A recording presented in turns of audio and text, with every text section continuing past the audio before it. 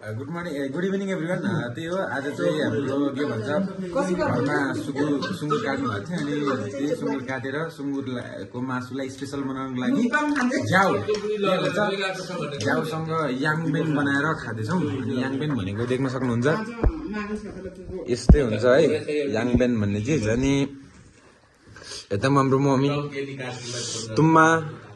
तुम्बा पापा यता दाजुहरू सौरभ अङ्कल लगायत सम्पूर्ण थुप्रै छौँ।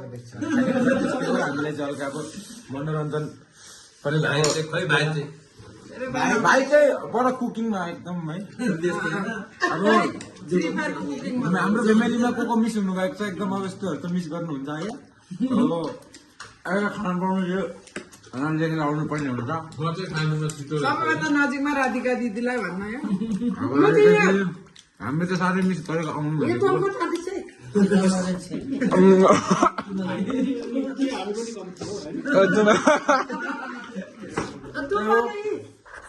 रेड बुल हेर्दै गर्नु होला।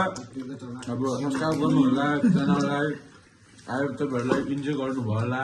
तपाईँहरू पनि यस्तै चल्दैछ होला, चलाउनु होला। अबदेखि अब एकदम अर्ग्यानिक चल्दैछ। बल्ल बल्ल पाएको लाइफ चाहिँ त्यो के भन्छ दुःख सुखमा भन्दा नि खुसियालीमा बितोस् है।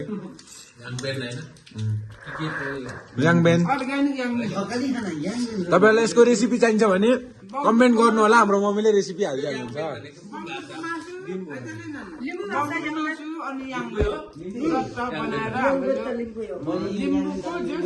कल्चरमै पर्छ होला यो